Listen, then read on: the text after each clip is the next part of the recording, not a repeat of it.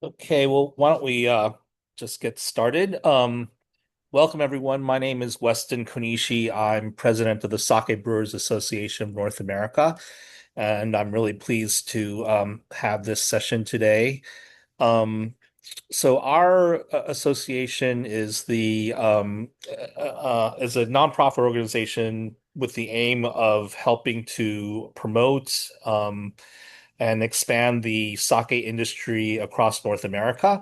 We originally started as an organization that focused mainly on brewers, and there's now about 2 dozen brewers across North America, but we are now broadening our constituency to include other corners of the industry, retailers, distributors, rice growers, you name it. If you have an interest in the sake industry in North America, we want to be your friend and we want to be your ally. And I'm very pleased to be talking to you today about our the project that we're doing in with generous support from the Japan External Trade Organization. Um, and this is an effort to promote sake in within the food and beverage industry, within the hospitality industry, primarily to restaurants and bars are not necessarily the usual suspects in terms of restaurants and establishments that have sake programs or existing sake programs. Because what we're trying to do is really show how versatile sake is and how it works so well with a variety of different cuisines, not just Japanese cuisine. And so we've been doing a series of these projects now for several months now. And this current series will begin with our session in Baltimore on August 10th, next Monday, and then we'll take the roadshow on to Annapolis the following day on August 11th. And so we're very pleased to work once again with Brendan Dorr at Dutch Courage here in Baltimore. They've been great partners with us on this project, and I just want to thank Brendan for his help with all of that. We'll be working with the Parlay Room in Annapolis, which is an amazing cocktail bar right across the street from the state capitol on August 11th. Um, and the idea is to have a select but still far-ranging lineup of sakes that we will be featuring along with a handful of local area chefs who will be preparing small bites, many of which will be off of their currently existing menus, with the idea of showing how sake does pair with a variety of different foods. And one of the things that we try to do, often, when you go to a pairing, and particularly sake pairings, we people encourage the chefs to kind of pair the dishes with the sakes. We wanted to do the reverse process. We want to bring the sakes in, but we want our chefs, our participating chefs, to have the liberty to do kind of what they want to do, and to make the dishes that's already kind of in their repertoire, and leave it to us to try to mix and match our sakes. And we're pretty confident. And Ferit, our guest speaker today, will get into this in greater depth. But sake is just so versatile. There's so many different styles. We're very confident that at any given moment, we can have a sake that will pair well with a variety of dishes. So, with that, let me just briefly introduce Ferit Ozergul. Ferit's an old friend of ours and friend of the association. He was formerly the sommelier at Crane's Restaurant in Washington, D.C. He comes with a very deep wine background and he's a renowned sake expert. But I thought it'd be great to have Ferit talk to our group today because he brings very hands-on restaurant experience, and particularly in the context of broadening sake beyond just strict Japanese cuisine. And so we're really happy to have Fareed here today. He's going to walk through some of the basics of sake 101, we're calling it. But then try to sort of segue into like how sakes can be featured in restaurants. And we think that this will be a good orientation for the live events that will happen next Monday. So with that, let me turn it over to Fareed. Thank you, Aston. Hello, everyone. So pleased to and excited to be here. As Weston mentioned, we will talk about sake, one of my favorite topics.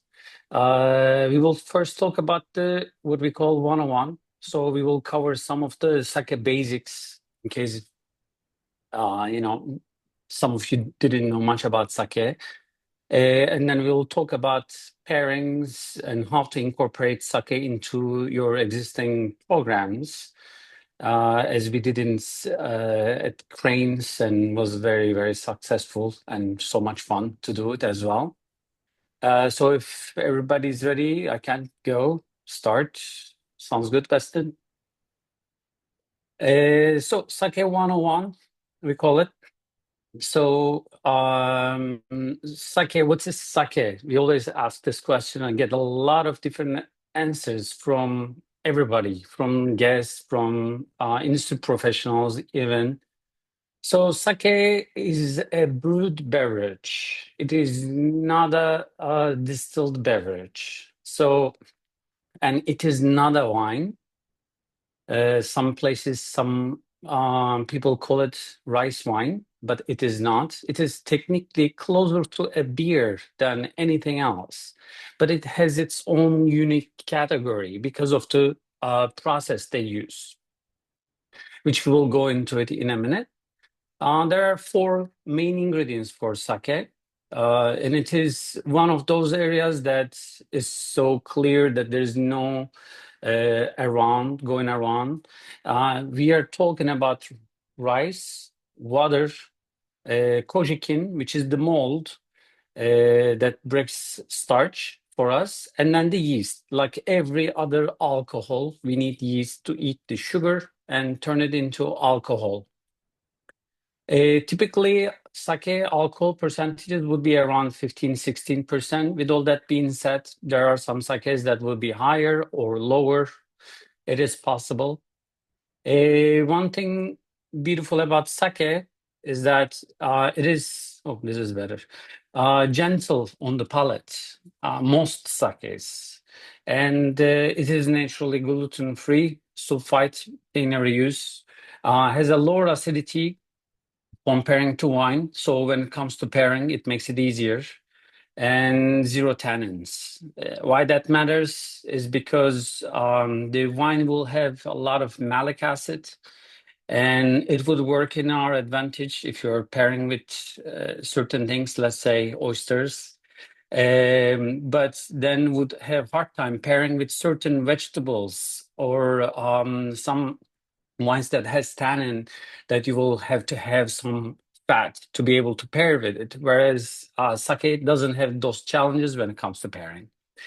And it is fair pricing. In contrast to most other beverages we have in the market today, sake is 90+% of the time is fairly priced. There's no PR craziness like wine. For example, we have a lot of wines out there that when you taste it, you say, oh, this doesn't worth this much. And I think should be like third of the price. You have that feeling. I'm sure you had tried some wines in that case. Sake doesn't have that. It's fairly priced, and the pricing based on the amount of ingredient they use and the labor they spend for that, basically based on that. And then let's go into a little bit more the ingredients.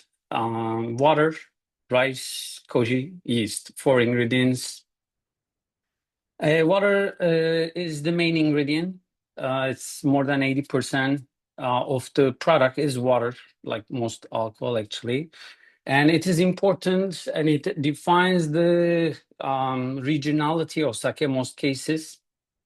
We don't have the concept in sake like in wine, the terroir, because you can buy your rice from anywhere you want to. There's no such challenge. But when it comes to water, you use the water you have, and that defines your sake, especially for the texture, how yeast and koji behaves, etc. And there are some regions like, let's say, Kyoto, Niigata, they have softer waters, and their sakes, the resulting sakes would be very smooth, elegant, clean. Whereas you go to south, and some places in the south, like Nara, it will have like a harder water. And then you will have like a bigger, bolder sakes, crisp, and then more structured sakes. So water is very important in sake production. Then the second thing is gonna be the rice. So they use most of the sakes, let's put it this way, most of the sakes we have in the market in the US are premium sakes. And those premium sakes, majority of those sakes are using a sake rice to make the fermentation to brew the sake. And those ones are, of course, more expensive, highly priced. And what's special about those rice is inside that rice grain in the center, there's a denser starch, which is the main actually ingredient for making the sake. And that is called shinpaku. I love this word because it means white heart, and it kind of looks like a heart a little bit, and it's the heart of the sake. And then the rest of the rice grain, outside of the rice grain, we have fat, protein, and minerals, which we typically don't want to use for the fermentation. We will go into a little bit more details in a minute. Third ingredient, the kojikin, which is very, very important. It's the heart of brewing process. It's the magic.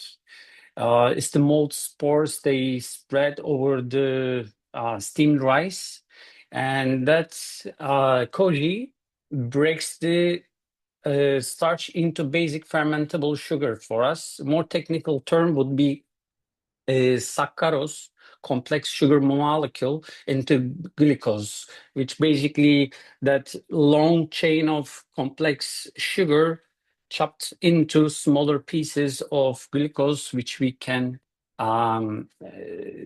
ferment then.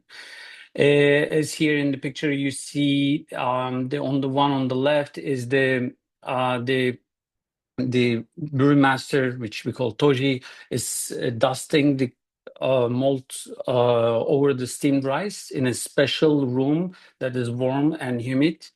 And then they are carefully taking care of that mold, growing that mold, separating them. And then you can see in the back there are like trays, and they keep on those trays, and it requires a lot of skill to make it, because they even have some of them has their own system of changing those tray every couple of hours to get same treatment for every tray, as the temperature and humidity would change in the room. Very particular, very detailed work. And then the last, the yeast, which is the one that converts the sugar into alcohol for us. And then it is the flavor engine. It is responsible for a lot of thing that comes in the glass, in a sense of the flavor. And here, the next thing will be the classifications. But before we get into the classifications, I get a little quick on that part, so I'll visit. So when we have the rice and we have the protein, fat, and minerals outside of the rice grains, our first step in the sake making would be polishing the rice grains to get rid of that excess fat, protein, and minerals. And that way we can reach to what we called shimpaku, that white heart, the dense starch content. And then we can start the koji making, and then the introducing the yeast, etc. And based on that polishing, the how much rice polished, we have classifications. And then we also have what we call junmai. I'm pretty sure some of you have heard this word, literally meaning pure rice. And that is the main thing. So the way I show to my staff always to make it clear is every sake has to be junmai or non-junmai. So Junmai meaning the four ingredients we talked about: rice, water, koji, and the yeast. Four ingredients. That means it is junmai. And then we have another category, which is non-junmai, and that is five ingredients, and the fifth ingredient being a distilled alcohol. Distilled alcohol is added in a very limited amount, a very little amount, at the end of the fermentation, just to be able to extract more flavors and aromas. Or in other words, those alcohol soluble flavors and aromas that otherwise would be thrown away. And then they let it sit and then filter it and then add back water to reduce the alcohol back down. So it is not fortified. It is just to extract more flavors. And the funny thing, I love this story about it. It comes from the World War times when there was a rice scarcity. Um, the emperor ordered for Tojis to use less rice. And then they were like, okay, we gotta make this sake. All the the samurais are banging on the doors, so give me some sake. And then they're like, well, we have to make it happen. We can't say no to them. And they figured there was this distilled alcohol sitting there, nobody's drinking. So they started to add into the sake and water to result to more sake. And then after the war, when things got back to normal, um, they realized that adding a little distilled alcohol was actually bringing out some flavors and aromas they had never experienced before. So they decided to keep that as a technique. And then later it became literally a classification.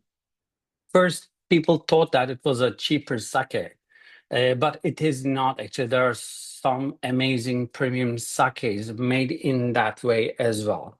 So that's one of the myths that we covered. But anyway, going back to the classifications, we have classifications to understand the label of sake, which gives us a lot of information. So in the left-hand side, everything Junmai. On the right-hand side, everything non-Junmai. If it's Junmai, four ingredients. If we do not see the Junmai word on the label, meaning five ingredients. And Junmai doesn't have rice polishing ratio requirement as a classification as it used to be in the past. Um, and then we have Ginjo, Daiginjo category underneath that. To be able to call a sake Ginjo, the rice grain has to be polished down to 60% of its original weight minimum. Those numbers are minimum. It can go to 50 and call it a ginjo, go down to 30 and still can call it a ginjo, but cannot call it if it's 61% left on the rice grain. And for daiginjo, this number goes down to at least half the size. And when you see that number on the label, what we always talk about is what is remaining, not what is polished away. So if you see 40, 60% of the rice is polished away. And it is very precise in every rice grain. I think actually, if I can go back, as you can see here, the one on the all the way to the right is Daiginjo, is 50%. This is 60%, the number three. And this is the full rice, right? And yes, so and there's this honjozo. Honjozo literally meaning that the alcohol added in the process and the rice polished down to at least 70%. And there are some amazing, really amazing honjozos out there as well. The more they polish it, what happens is more pure starch they get, but it takes longer time. More labor is required, and also more product they would need. If you think about you are making sake and you have 100 tons of, no, that's 10, let's say, 10 tons of, 100 tons of rice to start with. And if you polish it down to 30%, you have only 30 tons of rice you have. 70% is thrown away. I mean, it doesn't go to waste. They find their ways of using it. But in terms of pricing, if you think about it, it affects. Also, for example, polishing from 100 to 80%, let's say it takes about 2 hours. But if you polish it from 50% to 30%, another 20% decrease, it takes more than 2 days roughly. Because lower they go, the rice grains lose their protective layer and become more fragile. Plus, with the friction, they heat and they can crack, or their qualities about absorbing water would shift, and they don't want that. At the end of the polishing, they want every single rice grain the same size, clean, and capable of absorbing water the same way. Otherwise, during the fermentation, small rice grain and big rice grain would behave different, and one will be done, and then the other one is in the process. So they will bring different flavors. It will be hard to control the process. And then, so these are all these sakes that we talked about here: Junmai, Honjozo, Ginjo, Daiginjo. These are new words to some. And these are premium sakes that we call. And this is only the 20%, roughly 20% of the sake produced in Japan.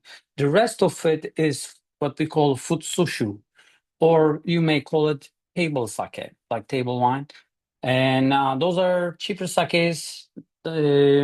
Some can be really good as well. There's no like it has to be bad. It's not, oh, don't drink it, sake. Absolutely not. It's everyday sake.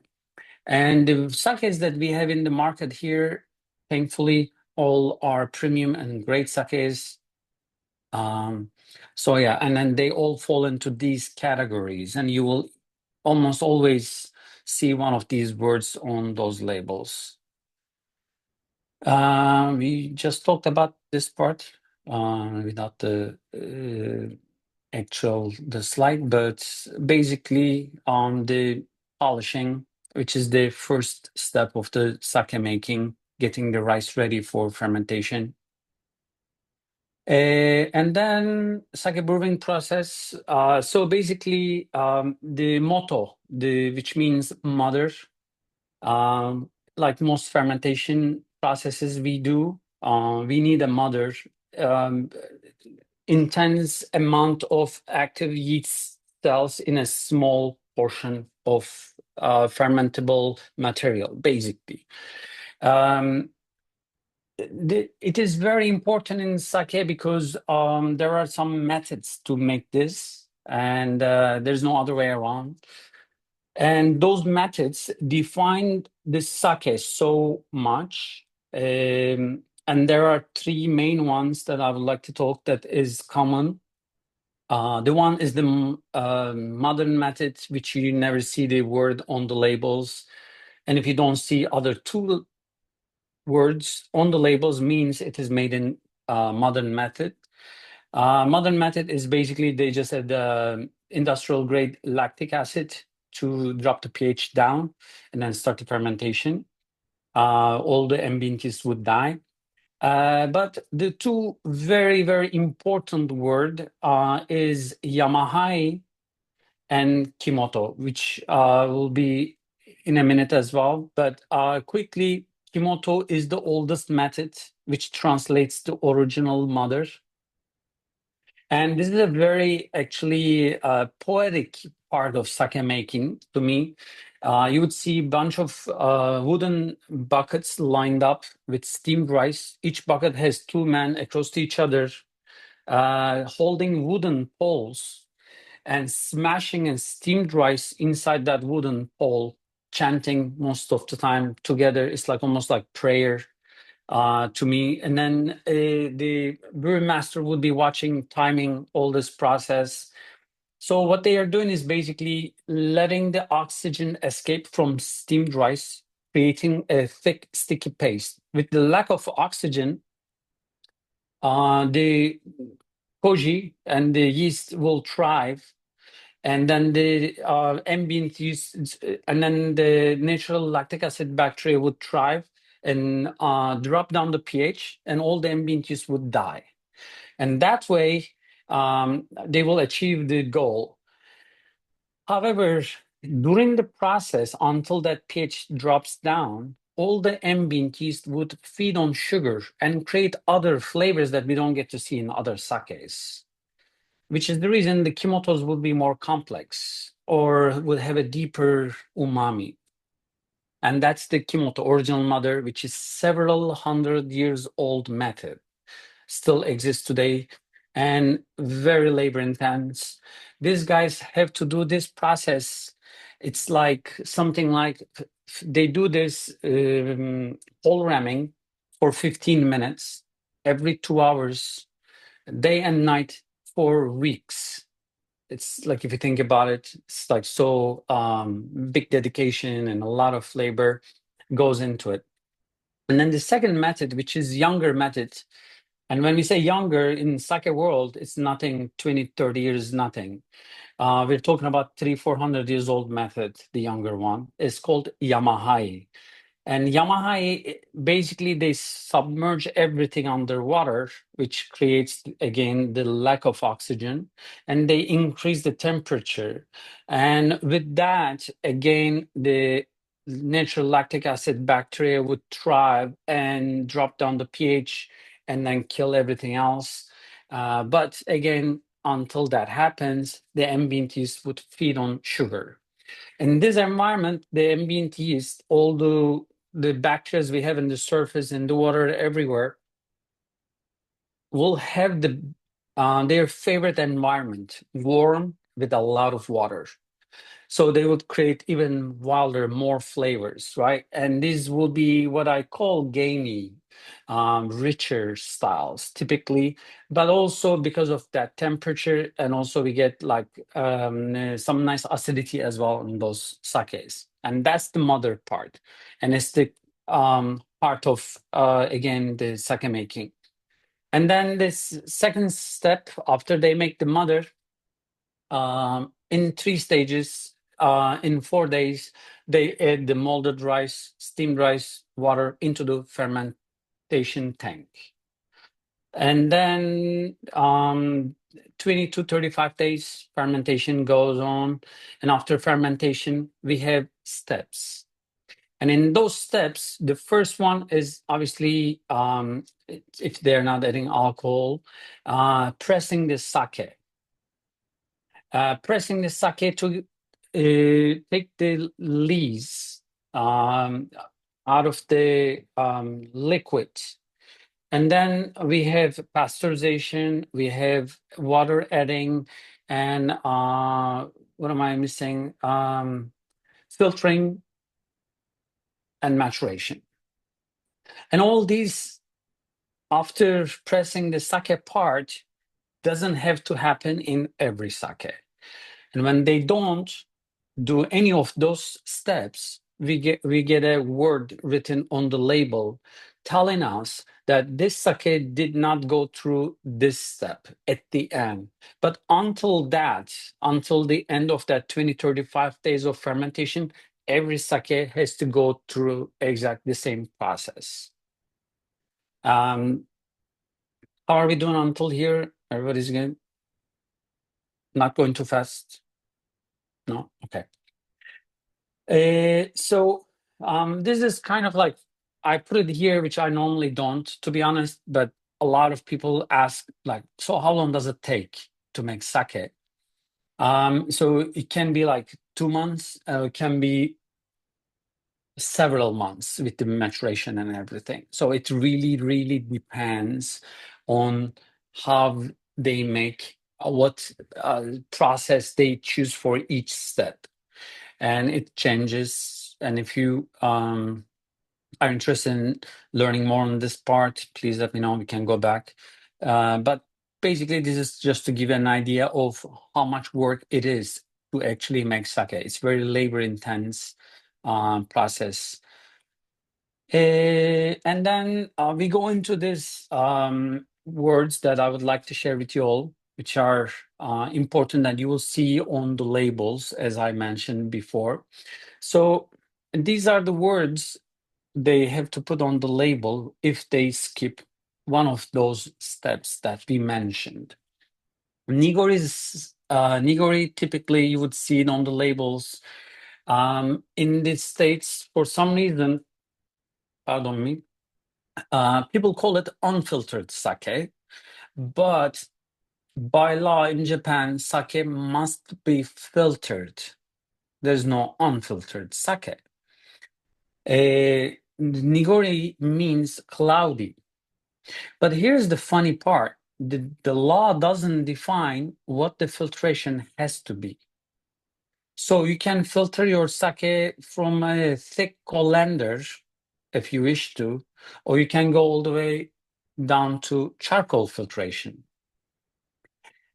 Funnier than that, to me, which I love about this, because this actually tells us the cultural difference in the understanding of the beverage. The law doesn't tell you cannot put back what you filtered. You just have to filter it. So you can filter and then take a part of that and put it back inside to make it a nigori sake.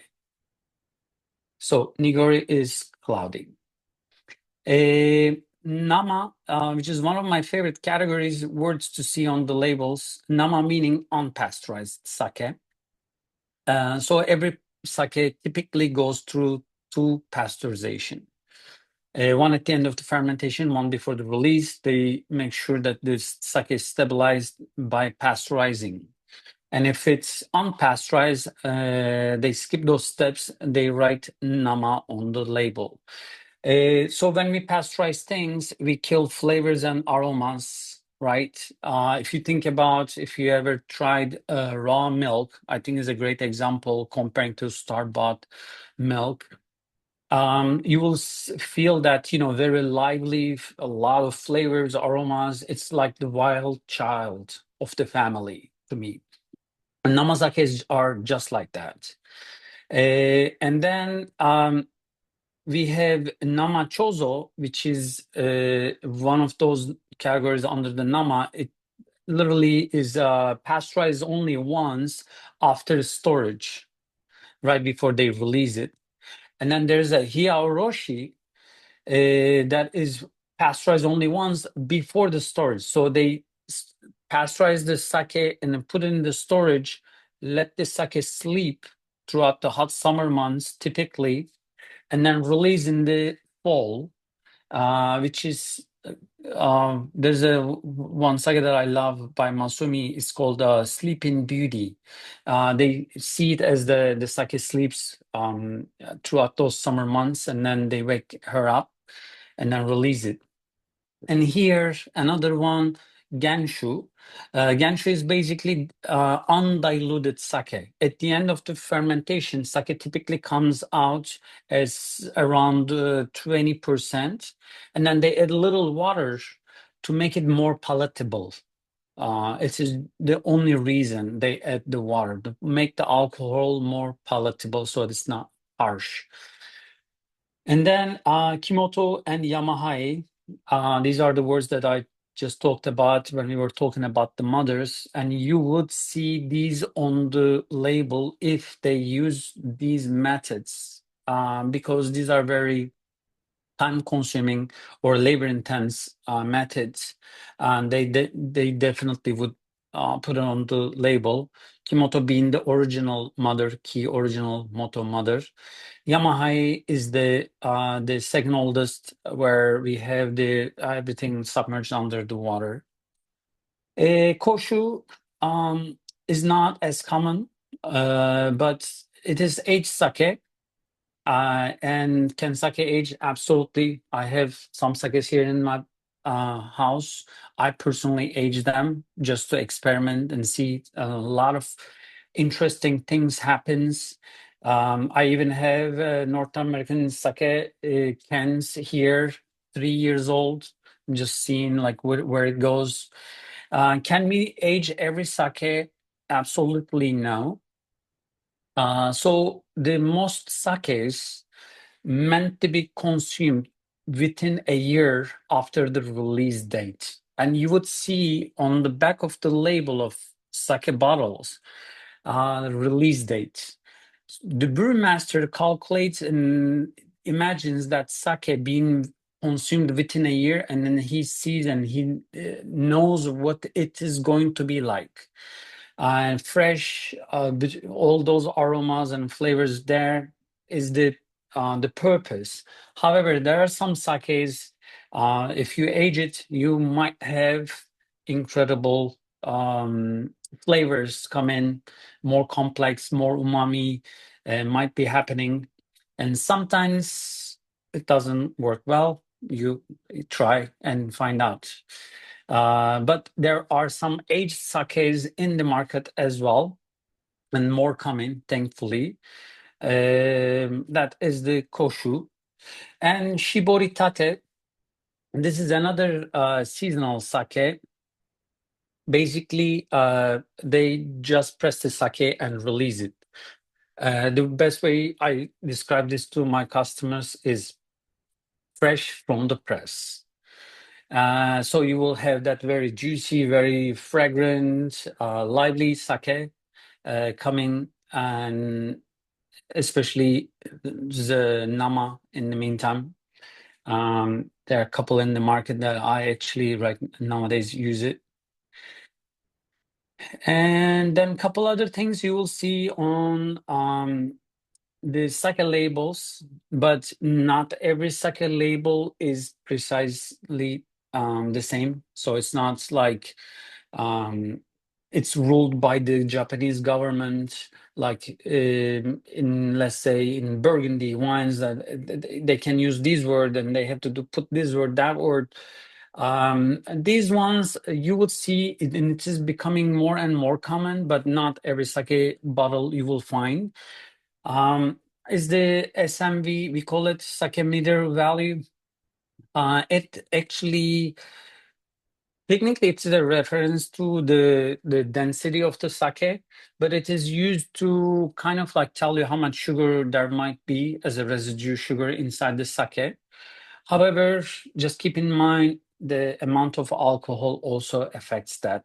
So it's not 100%. If you see this, it is gonna be 100% of the time this, but it kind of like gives you the idea of the sweetness. And then the acidity, Sando, ranging typically from 1 to 1.8. Higher, it makes it drier, fuller, um, and lower is obviously sweeter. There are some rice strains that you come across a lot. Number one being the Yamada Nishiki. It is the most commonly used premium rice grain for higher end sakes. Gohya Kumangaku, another one. These are a little bit going into a little bit more nerdy parts. And so we covered some of this, but I love talking about this because a lot of people misunderstand this. Sake is not distilled. Definitely, it is just brewed. But the brewing process is very complex, what we call multiple parallel fermentation. And that is basically saccharification, which we talked about, breaking the starch into basic fermentable sugar. And the fermentation is happening at the same time inside the same tank. And this is the only beverage in the planet uses, and it requires more skill. So that's what makes sake different from every other alcoholic beverage in the planet. The second myth is the warm sake is always low quality. Absolutely not. I have served some warm sakes that are actually very, very good. We did a lot of pairings. I actually, one of the events I did back then when I was at Cranes was with Philip Harper. He's the first non-Japanese brewmaster. Has been making sakes for over 30 years, and he won the best brewmaster award on his first year, so he's a big deal. And we did a event, the pairing event with his sakes, and we used the same sake in three different temperatures and paired them with totally three different dishes, and they all were incredible. So, warm sake is not a bad sake always. However, you need to know what sake can be warm. Not every sake is good warm. And most premium sakes we drink are actually great at slightly chilled to room temperature. Um, we talk about the aging sake. I'll skip this. Sake causes terrible hangovers. Absolutely wrong. I actually think that it is the opposite. It gives me the less headache out of everything else I drink. Then we talk about some of this as well, but things are rarely black and white in sake world. Somewhere, someone always makes uh, change or tries something new, which is the beauty of it. It's a craft product, and every brewery is different. In a sense, in wine we say 80% is terroir. When it comes to sake, 80% is craftsmanship. In another word, if I give exact the same rice grain coming from the same place, polished to the same grade, giving exact the same water, the same koji, and the same yeast to two breweries right next to each other, completely two different beverages will come out. Incredible. And that's why it is very craft beverage, we call it. And the rules can be bent in sake world a lot. There are some exceptions like, Junmai, Ginjo, Daiginjo, Honjozo, those classifications, they can't do anything about those. But even within those, for example, if I polish my rice grain down to 40%, I can call it a ginjo or daiginjo because the requirement is telling me the minimum. And then I can say as a brewery, my the quality is this, and the number is higher. I don't care what the government says as minimum. And there are a lot of sakes like that in the market as well. Um, we covered that. Freshness is the key. Yes, it is. But I encourage my people. You are all industry people. I know you like trying new things and aging or doing those things. And I try, and oftentimes I get great results. And if you think about trying.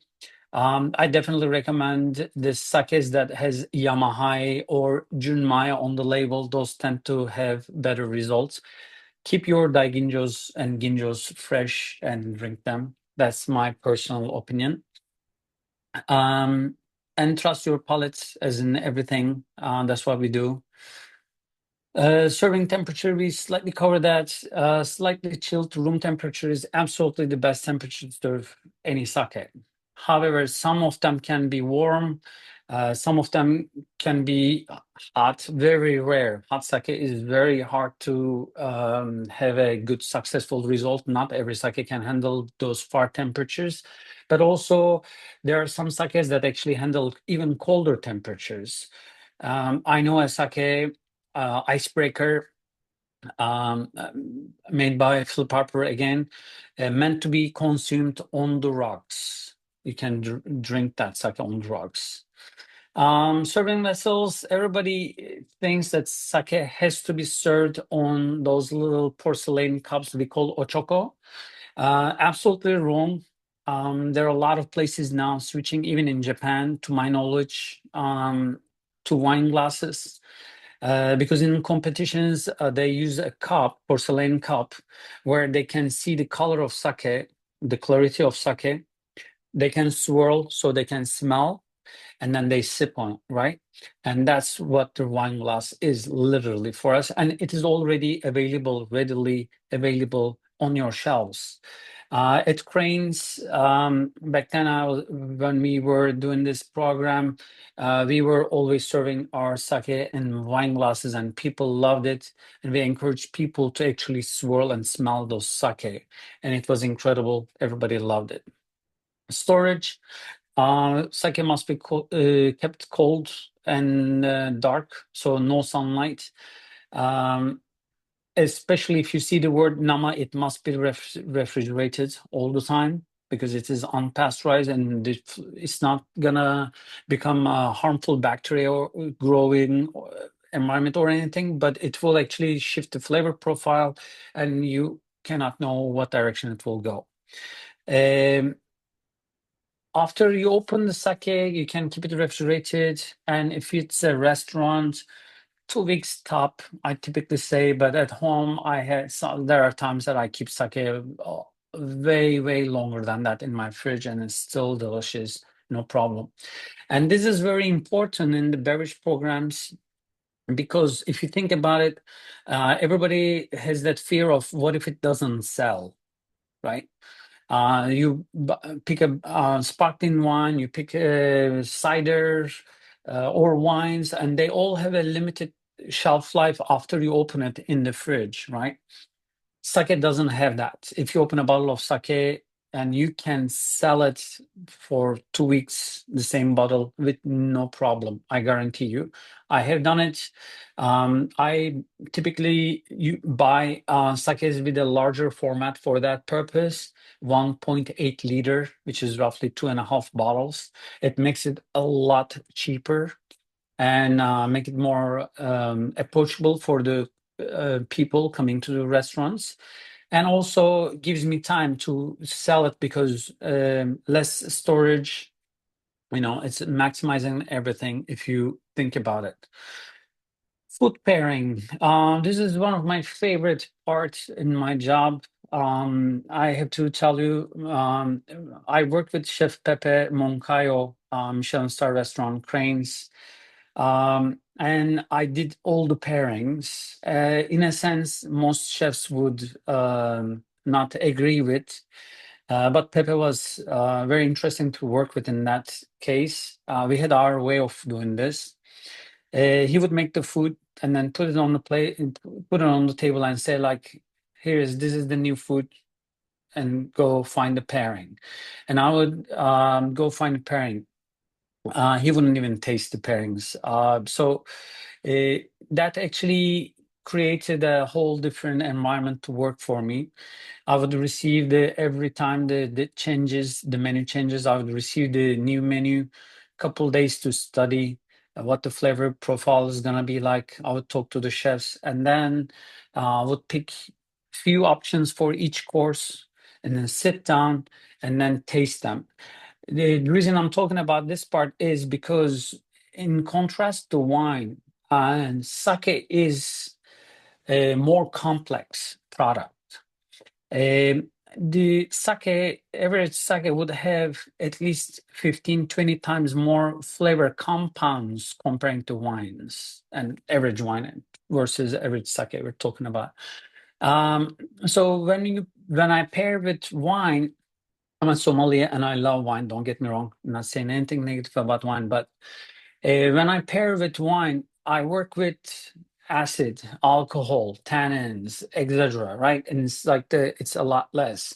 When it comes to sake, it is very different and it's more complex. A lot more going on. Plus, we have umami, which is the key ingredient when it comes to pairing, and because of that, it's the best way to do it is not just following the rules, it's not following a formula, but it actually tastes them side by side.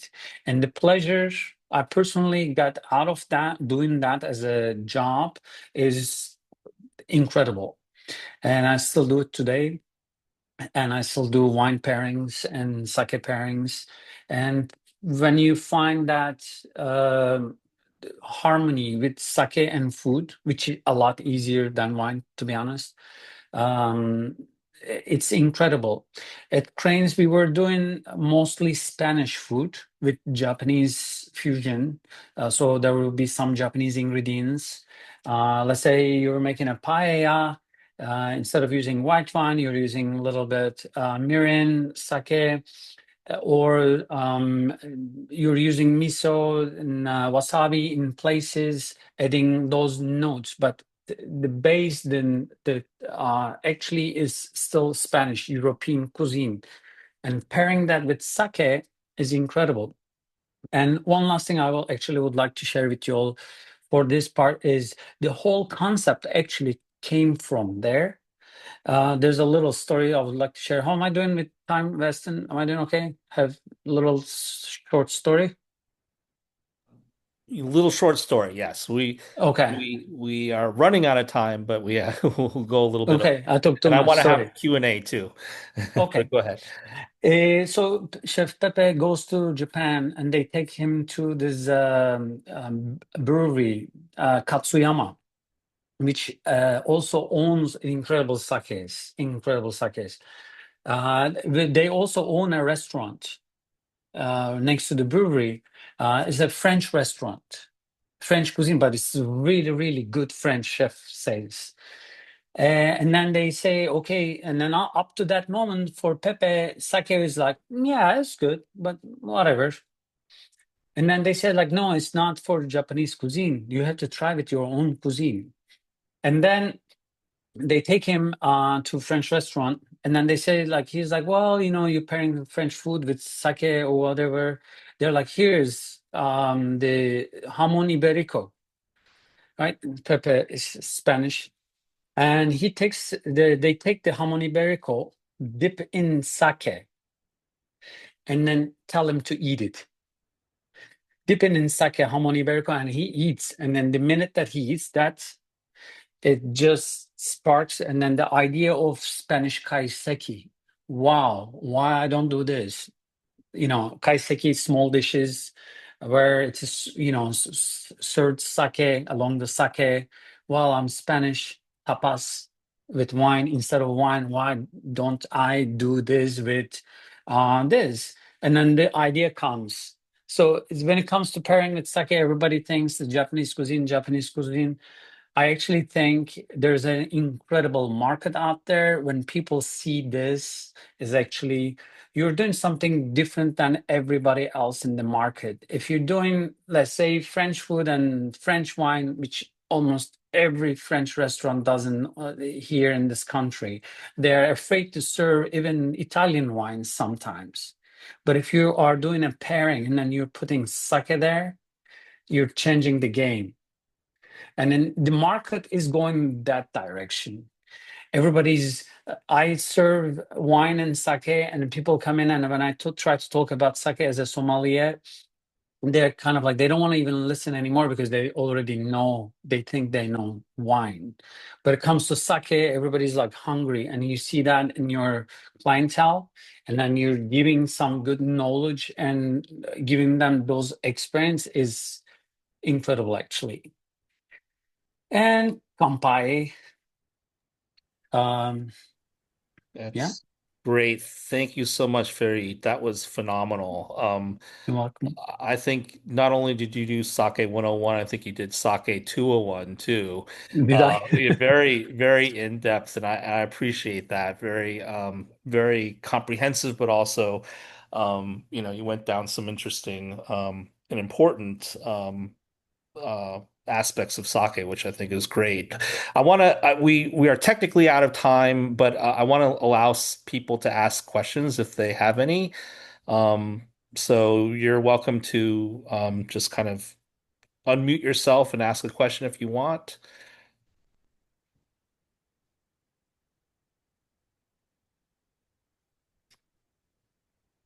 Anyone? Anybody? besides just kind of discovering for ourselves, is there any good information about um, pairing sake, like any books out there that would be good for pairing sake with, non like Japanese traditional food? For non-Japanese, Like, is there any like I books have that'll to. be like talk about the different styles and what foods would go with those styles? I can't recall right now. I don't think that I know any, but I would look into it. I can get back to you on that, but I don't think there's one that I can say specifically on sake pairing with non-Japanese food. Weston, do you know any book that specifically focuses on sake pairing with non-Japanese food? So I don't know of one that specifically focuses on that. I mean, but there are books about sake which will talk about pairing with Yeah, non-Japanese. There's a lot of, and there's this new book that's out. I don't know if you can see the cover, but every. it's called Everyday Sake, the go-to guide for choosing, pairing, and serving sake. And this is by Yoko Kumano and Kayoko Akabori. They have an amazing sake store in the Bay Area called Umami Mart. But you can get this online now. It's on Amazon. It's really good. Very, as its title suggests, a very easy to read and access reference on sake. So, and it does have pairing suggestions in here for non-Japanese cuisine, but a dedicated book on that, no. Good question. And that's something maybe we should do as an association with Ferit. Yeah, it'd just be I nice to have like an easy reference of like mhm. a quick, easy guide. It doesn't have to go crazy in depth, but spark ideas. Right. The I believe when we come over there, then we will have more time and chance that we can talk more in depth about like certain things. I can share my personal experience on pairing non-Japanese food and sake. Um, it's kind of like on the planning for the next two events. Yeah, exactly. Thank you. Yeah, so this session is really meant to be an overview, and I think what we all have to look forward to with the live events are hearing more from Fareed about the experience of pairing and serving sake in a restaurant setting, and he can get into more details then, and we'll have the additional joy of being able to taste a wide range of sakes. We're planning to have quite a wide variety of product available so that you all will be able to taste and see for yourselves what you like. We'll have a bunch of different styles, and we'll have several, as I said, area chefs who will be having serving their small bites, so you can see for yourselves how the sake pairs with these things. But it's also just so great to have Farit on hand to help us through that, navigate those things, because he brings so much depth of experience to this. And I think just his understanding of the wine world too, I think helps to kind of round out the conversation and put sake in the context of the broader food and beverage kind of opportunities out there and options out there. So, any other questions before we close? I got one. Yeah. Um, so I think it'd be easier to ask this question a different way because I'm going to be making one of the dishes at Dutch Courage, and rather than saying, kind of my understanding of sake is very limited, so I think much more if I'm planning a dish, I'm thinking in terms of wine and the particular flavors of that wine.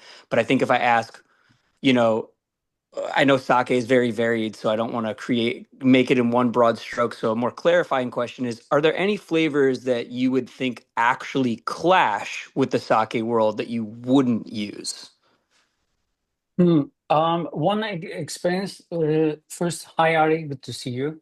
Good to The see you. Long time no see. Yeah, long time. Oh, you know each other. That's great. Yeah, yeah. We worked together in the past. Great. So one thing so there are a lot of, again, when it comes to sake, there are a lot of compounds, flavor compounds, right? So the clashing is always possible in every beverage.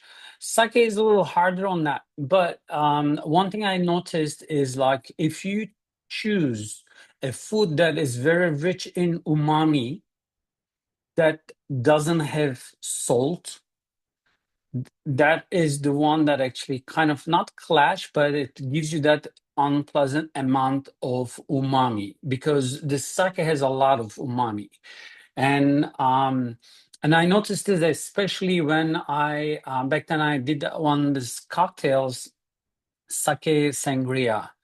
So I blended sake and wine and make a sangria. And but for sake part, I used a very rich umami style sake. And then there was a food that had the umami, because it's used umami, and it was under seasoned.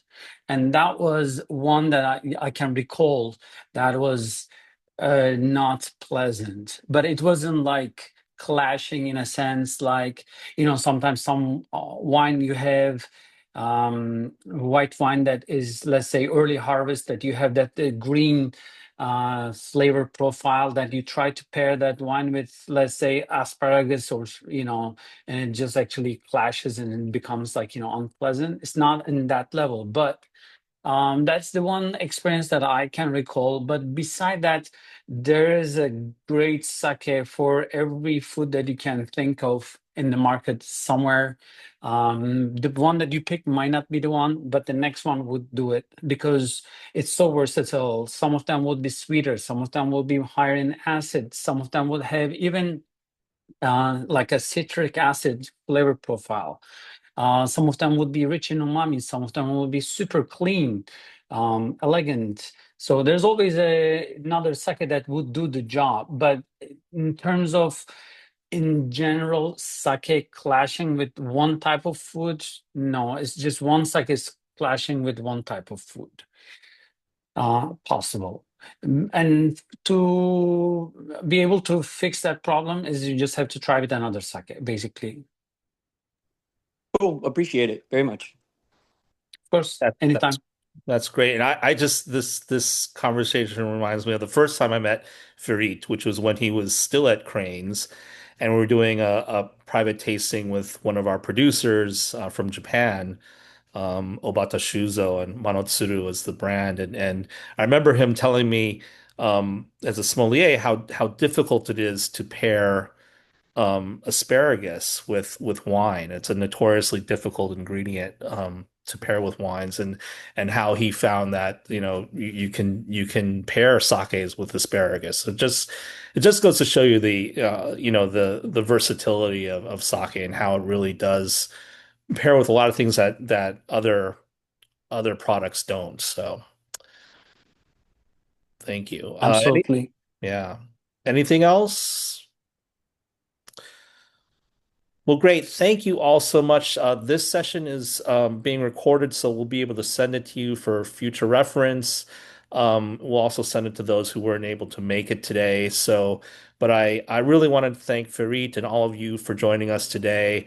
I think it's a great setup for our live sessions on Monday and Tuesday. At Dutch Courage, and Tuesday at the Parlay Room in Annapolis. I cannot wait, and especially after hearing all of this sake talk today, just makes me want to, have a glass after this as well. So, um, with that, I want to thank you all again, and we'll see you either at Dutch Courage or the Parlay Room next week. Thank you. Thank you All for Thank right. coming. you. Yeah. Thanks. Bye-bye. Bye. See you.